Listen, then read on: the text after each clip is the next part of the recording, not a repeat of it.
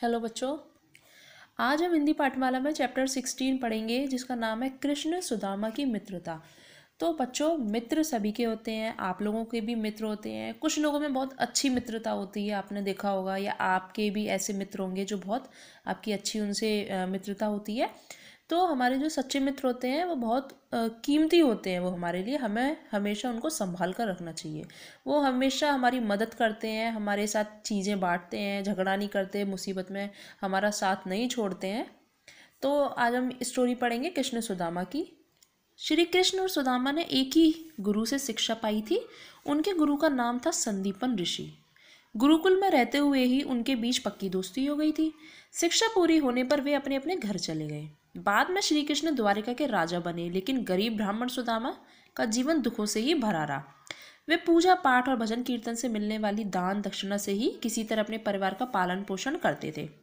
एक दिन सुदामा की पत्नी उनसे बोली, आप कई बार कह चुके हैं कि द्वारिका के राजा श्री कृष्ण आपके मित्र हैं। आप एक बार उनसे मिलकर तो आइए। मेरा मन कहता है कि वे जरूर आपकी मदद करेंगे। सुदामा को पत्नी की बात ठीक लगी, लेकिन वे बड़े स्वाभिमानी थे। उनका मन नहीं मान रहा था, पर वे पत्नी के आगे बेबस हो गए, उनकी जिद के आगे। सुदामा की पत्नी पड़ोस से थोड़े चावल ले आई। उसने वही चावल एक पोटली में बांधकर सुदामा को दे दिए। श्री कृष्ण को देने के लिए कहा, क्योंकि जब वो पहली बार जाएंगे तो कुछ भेंट तो उनको लेकर जानी थी, तो उन्होंने चावल ले लिए। सुदामा घर से निकल पड़े। उनका मन बड़ा बेचैन था। वे सोच रहे थे कि मुझे तो श्री कृष्ण भूल ही गए होंगे। यदि उन्होंने मुझे नहीं पहचाना तो मेरा द्वारिका जाना व्यर्थ हो जाएगा। रास्ते पर सुदामा का मन इसी उलझन से भरा रहा कि श्री कृष्ण मुझ जैसे गरीब को पहचान भी लेंगे या नहीं। इसी तरह की बातों पर विचार करते करते सुदामा श्री कृष्ण की नगरी द्वारिका पहुंचे। द्वारपाल ने पूछा तो उन्होंने बताया कि मेरा नाम सुदामा है और मैं श्री कृष्ण के बचपन का मित्र हूँ। द्वारपाल को सुदामा की बात पर यकीन नहीं हुआ। उसने कुछ सोचकर सुदामा को वहीं खड़े रहकर इंतजार करने के लिए कहा और स्वयं महल के भीतर संदेश देने चला गया। सुदामा के आने का समाचार पाकर श्री कृष्ण तो नंगे पैरी दौड़े दौड़े बाहर आ गए।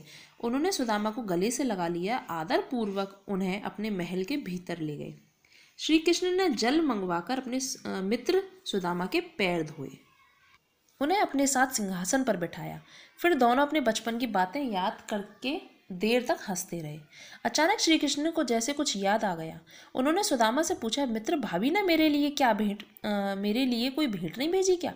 सुदामा को चावलों की वह पोटली श्री कृष्ण को देने में संकोच हो रहा था।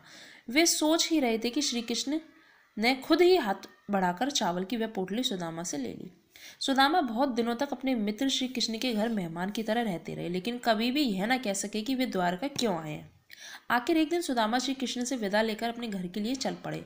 घर लौटते समय उनका मन पछता रहा था कि क्यों वे इतने दिनों तक अपनी पत्नी और बच्चों से दूर रहे। श्री कृष्ण ने तो उन्हें कोई भेंट भी नहीं दी। वे घर जाकर पत्नी को क्या कहेंगे, इन्हीं विचारों में उलझे सुदामा अपने गांव पहुंच गए। गांव पहुंचकर सुदामा चकित रह गए। जहां अपनी झोपड़ी हुआ करती थी वहां एक महल खड़ा था। तभी महल के अंदर से मूल्यवान वस्त्र आभूषण धारण किए उनकी पत्नी बाहर आई। अब उन्हें यह समझते देर न लगी कि यह चमत्कार किसका है। आज भी श्री कृष्ण और सुदामा की मित्रता को दुनिया याद करती है। दोस्ती हो तो ऐसी। तो ये थी कहानी सुदामा और श्री कृष्ण जी की। तो आप सभी को भी अपनी मित्रता को इसी तरह बनाए रखना है और हमेशा दूसरों की मदद करते रहना है।